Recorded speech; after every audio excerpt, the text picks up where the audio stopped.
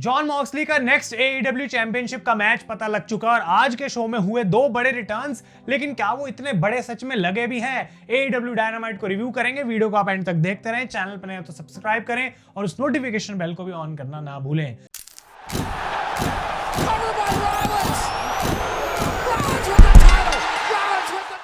तो गाइस, मैं हूं आयुष और आप देख रहे हैं रेसल इंडिया। स्वागत है आपका आज की इस वीडियो में। और AEW डायनामाइट आज काफी बेटर इंप्रूव्ड शो मुझे लगा, बिकॉज जब भी हम एक पेपर व्यू की तरफ बढ़ रहे हैं, अब वर्ल्ड्स एंड की तरफ बढ़ रहे हैं, तो AEW कुछ ना कुछ ऐसा कर देती है कि भाई मैचेस की तरफ हम जब जाते हैं तो इंटरेस्टिंग चीजें हो जाती हैं। तो ये शो स्टार्ट हुआ सीधा मैच से, टैग टीम मैच, जहां जॉन मॉक्सली और पाक टीम अप कर रहे थे to take on Orange Cassidy and Jay White. एक डिसेंट रेसलिंग मैच चल रहा था, कोई इतना खास नहीं था, काफी 50-50 मोमेंटम था दोनों टीम्स के पास, लेकिन एक डिस्क्वालिफिकेशन में खत्म हो जाता है बिकॉज हैंगमैन एडम पेज बीच में इंटरफेयर कर देते हैं। और हमें यह भी देखने को मिलता है कि क्रिश्चियन केज यहाँ पे ऑडियंस में बैठे थे काफी ऊपर, और वो किप सेबियन और निक वेन को ऑर्डर देते हैं कि तुम यहाँ से चले जाओ, और वो वहां से चले जाते हैं। उनका कोई मैच के अंदर इनपुट नहीं था, लेकिन यहाँ पे क्रिश्चियन केज बैठे वहां पे जरूर थे। और मैच के बाद जॉन मॉक्सली को अटैक करा जाता है पहले, लेकिन फिर डेथ राइडर्स मिलकर यहाँ पे ऑरेंज कैसिडी, जे वाइट और साथ के साथ हैंगमैन एडम पेज, इन तीनों को अटैक कर देते हैं। तो मॉक्सली को ये बात बिल्कुल पसंद नहीं आई।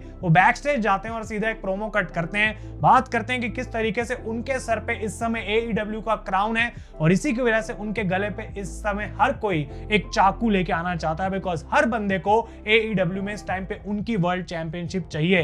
तो वो कहते हैं कि सबकी ईगो है जो AEW को चला रही है, और इसकी वजह से, इस ईगो की वजह से कंपनी की बुरी हालत होती जा रही है। तो वो कहते हैं कि देखो भाई, यही मैं चाहता हूं, बिकॉज अगर मैं टॉप पे हूं तो मैं चाहूंगा कि सारे लोग मेरे पीछे पड़े रहें, और इसी वजह से इन सबको मैं एक अर्ली क्रिसमस गिफ्ट देना चाहता हूं, एक AEW चैंपियनशिप मैच। और ये ऑफिशियल भी कर दिया गया है कि वर्ल्ड्स एंड में एक फेटल 4-वे मैच होगा, जहां पे जॉन मॉक्सली अपना टाइटल डिफेंड करेंगे against orange Cassidy, hangman Adam page and Jay white. ये लास्ट वीक हमें हिंट मिल गया था, और आज AEW ने इस मैच को भी कंफर्म कर दिया है। काफी इंटरेस्टिंग है जिस तरीके से बनाया जा रहा है। हमको पता है कि जो हारने का चांस है वो मॉक्सली का काफी कम है, लेकिन काफी टाइम बाद ऐसा होगा कि मॉक्सली आउट नंबर्ड होंगे किसी मैच में, तो ऑड्स उनके अगेंस्ट है। क्या शेन मैकमैन यहाँ पे फाइनली आ सकते हैं इवन करने के लिए चीजों को?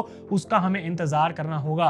क्रिश्चियन केज ये सारा जो कलेश है इसको निपटने के बाद आते हैं और वहीं ऊपर बैठ के प्रोमो कट करते हैं, और वो बात करते हैं कि कैसे ये चारों लोग जो इस मैच के अंदर हैं, सबसे उनको कुछ ना कुछ प्रॉब्लम है। जॉन मॉक्सली के पास AEW चैंपियनशिप है जो उनको चाहिए, ऑरेंज कैसिडी को तो पसंद ही नहीं करते, जे वाइट के साथ उनका कुछ अनफिनिश्ड बिजनेस है, और हैंगमैन एडम पेज ने उनकी डील ब्रेक कर दी थी जो उन्होंने उनको दी थी जॉन मॉक्सली पे फायदा उठा के उसको अटैक करने के लिए। तो इस वजह से उनको ऐसा लगता है कि वो भी बहुत कुछ डिजर्व करते हैं, और वो ये बात करते हैं कि जॉन मॉक्सली को मैं फोर्स करूंगा, वापस रिहैब में उसको भेजूंगा, वो वापस ड्रिंक करनी शुरू करेगा, और मैं उसके बाद AEW की वर्ल्ड चैंपियनशिप को रिहैब करूंगा और उसको बेटर बनाऊंगा। लेकिन इतनी बातें उन्होंने बोली, इतने में पीछे से हुक आ जाते हैं, और यहाँ पे अब आपको समझ आएगा कि किप सेबियन और निक वेन को जिस रीजन की वजह से भी क्रिश्चियन ने वहां से भेजा था, इसका फायदा हुक ने उठा लिया, और वो शीशा तोड़ के उनके यहाँ पे पूरे स्वीट में घुस जाते हैं और उनको अटैक करना स्टार्ट कर देते हैं। तो ये ब्रॉल देखने को मिली। किप सेबियन और निक वेन वापस भी आते हैं, लेकिन हुक उनको भी डिस्ट्रॉय कर देते हैं, और इस डिस्ट्रैक्शन के चलते क्रिश्चियन वहां से भाग जाते हैं। एक एंटरटेनिंग सेगमेंट यहाँ पे भी देखने को मिली। इसके बाद कॉन्टिनेंटल क्लासिक का टूर्नामेंट कंटिन्यू होता है, जहां पे गोल्ड लीग का एक कमाल का मैच देखने को मिला। मैं काफी इंटरेस्ट ले रहा था इसके अंदर, क्लॉडियो कैस्टेनियोली वर्सेस विल ऑस्प्रे। और ये गाइस, क्योंकि कोलिजन के अंदर भी लीग चल रही है पूरी, तो मैं ऑनेस्टली ये बोलूंगा कि कोलिजन ना देखने की वजह से कुछ ऐसे मैचेस हैं, मे बी अच्छे हो या बुरे हो, लेकिन वो मिस हो जाते हैं। तो जो पॉइंट्स टेबल है मैं आपको दिखाते रहूंगा वीडियो के बीच बीच में, ताकि आप समझ सकें। लेकिन विल ऑस्प्रे ने यहाँ पे हरा दिया क्लॉडियो को, जो एक्सपेक्टेड था। काफी मुश्किल यहाँ पे रहा होगा कि किसको जितवाना है, लेकिन जो रिसेंट चीजें हमें देखने को मिली हैं, एक बड़ा लॉस लिया था विल ऑस्प्रे ने काइल फ्लेचर के अगेंस्ट, तो यहाँ पे अब उनको कंसिस्टेंटली विंस देनी पड़ेंगी। लेकिन इस समय क्लॉडियो और विल ऑस्प्रे दोनों के 6-6 पॉइंट हैं, और मैच के बाद क्लॉडियो अपना अटैक कंटिन्यू रखते हैं, एक न्यूट्रलाइजर लगा देते हैं विल ऑस्प्रे के ऊपर, लेकिन Darby Allin comes out to make the save, और डार्बी क्लियरली इस टूर्नामेंट को जीतना भी चाहते हैं। उनका एक प्रोमो भी सुनने को मिला, उस पे मैं आता हूं। इसके बाद हमें मैच देखने को मिला एडम कोल का अगेंस्ट काइल ओराइली, और इसमें स्टिपुलेशन हम जानते हैं सब क्या थी कि जो भी विनर होगा वो वर्ल्ड्स एंड में जाके एमजेएफ से लड़ने वाला है। और इन दोनों को मौका चाहिए था भाई, काफी ज्यादा एक दूसरे को जो है वो हर्ट करना चाह रहे थे सिर्फ उस मौके के लिए, भले ही ये दोस्त हो। और अनडिस्प्यूटेड किंगडम मैच से पहले काइल ओराइली को बता देता है कि तू जबकि एडम कोल से लड़ तो रहा है लेकिन हम हमेशा फैमिली रहेंगे। लेकिन एमजेएफ फाइनली इतने टाइम बाद वो सारे टेप्ड प्रोमोस कट करने के बाद रिटर्न कर गए अपना डायनामाइट पे। वो आते हैं डिस्ट्रैक्ट करने के लिए एडम कोल को स्पेसिफिकली, लेकिन वो चीज काम नहीं करती। एडम कोल तब भी जीत जाते हैं, एक रोल अप से उन्होंने काइल ओराइली को हरा दिया और एमजेएफ वहां से भाग भी जाते हैं। तो काइल ओराइली का मौका यहां से चला गया है, और मैच के बाद जबकि उनको मौका मिला हाथ मिलाने का एडम कोल के साथ, वो उसको रिजेक्ट कर देते हैं और Adam Cole versus MJF finally वो मैच हमें देखने को मिलेगा जिसका इंतजार था, जो लास्ट पेपर व्यू में होना चाहिए था, नहीं हुआ। लेकिन अब MJF versus Adam Cole is official for Worlds End. इसके बाद क्रिस जेरिको का ये न्यूयॉर्क मिनट की सेगमेंट देखने को मिलती है जो कहीं ना कहीं इंटरेस्टिंग तो है, लेकिन वो यहाँ पे ROH के बारे में बात करते हैं जो कि वो वर्ल्ड चैंपियनशिप कैरी भी कर रहे हैं, और मैट कार्डोना के साथ उनकी अब कॉन्ट्रैक्ट साइनिंग होने वाली है, और ब्रायन कीथ का मैच भी होगा मैट कार्डोना के साथ। ऑनेस्टली क्योंकि मैं ROH को फॉलो नहीं करता तो ज्यादा डिटेल में हम जाएंगे नहीं, लेकिन ये जरूर इंटरेस्टिंग बना देते हैं क्रिस जेरिको। डार्बी एलिन की ये बहुत अच्छी इंटरव्यू थी जहां पे उन्होंने एक्सप्लेन करा आखिर उनका मोटिव अब क्या है ऑल एलीट रेसलिंग के अंदर। वो कहते हैं कि देखो भाई, अगर यंग टैलेंट AEW में जिसको इतना अच्छा करियर दिया है इस कंपनी ने ओवर द ईयर्स, वो इन चीजों के अगेंस्ट स्टैंड अप नहीं करेगा जो इस कंपनी को खराब कर रही है, तो फिर ये टैलेंट आखिर जाएगा कहां पे।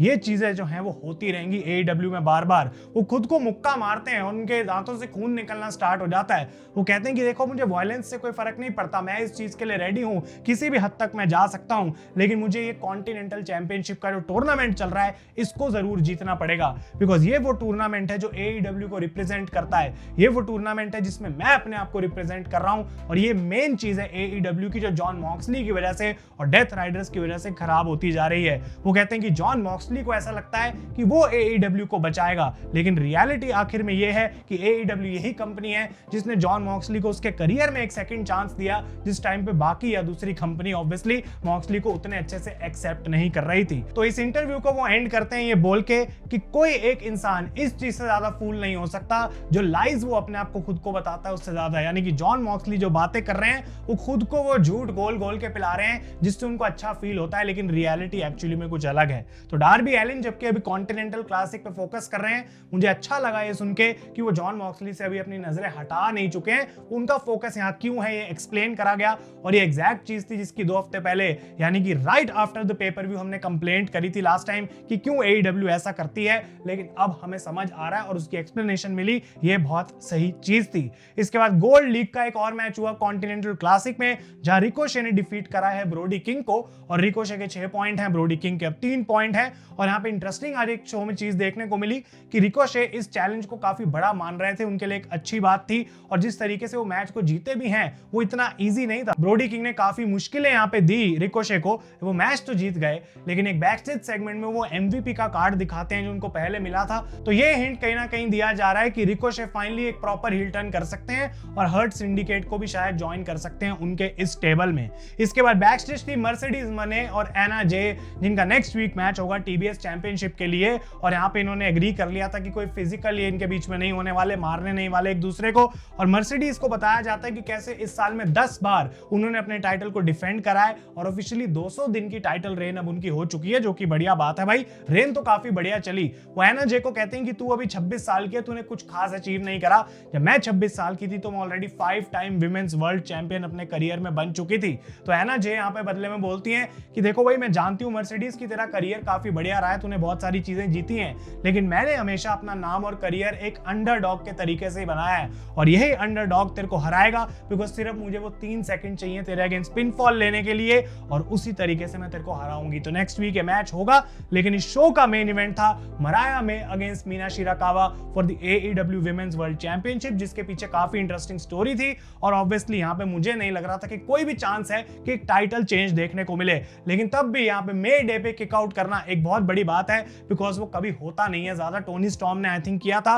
मीना शिराकावा को भी काफी यहाँ पे मोमेंटम दिया गया, उनको वीक किसी भी एंगल से नहीं दिखाया गया, लेकिन फाइनली मराया मे अपने टाइटल को रिटेन कर चुकी हैं। और उसके बाद देखने को मिलता है कि टोनी स्टॉर्म का रिटर्न हुआ, जो कि फर्स्ट टाइम आफ्टर वेम्बली यानी कि ऑल इन के बाद हमें आज AEW में देखने को मिली है। कुछ रूमर्स आ रहे थे कि शायद वो रिटायर हो जाएंगी, वापस कभी नहीं आएंगी, लेकिन एक इंपॉर्टेंट पॉइंट टू नोट ये है कि ये टाइमलेस टोनी स्टॉर्म का गिमिक नहीं है, ये नॉर्मल टोनी स्टॉर्म है। और वो गिमिक शायद उनका चेंज हो चुका है, यानी कि अब वो बेबी फेस बन चुकी है और कोई इनके बीच में इंटरेक्शन नहीं थी, सिर्फ एक स्टेयर डाउन था, बिकॉज रैंप से आगे यहाँ पे टोनी स्टॉर्म गई नहीं। बट शी इज बैक और ऑब्वियसली उनको अपना मौका दोबारा मिलेगा to fight Mariah May for the AEW women's championship. तो आज का शो फिर भी काफी वेल बैलेंस था, लेकिन स्टोरीज बीच बीच में थोड़ी बोरिंग भी हैं, कुछ अच्छी भी हैं। तो आप लोग अपने ओपिनियंस मुझे कमेंट्स में जरूर बताएं, और ये रिव्यू आपको अच्छा लगा तो इसे लाइक करें। तब तक के लिए thank you so much for watching. मैं हूं आयुष और आप देख रहे हैं रेसल इंडिया।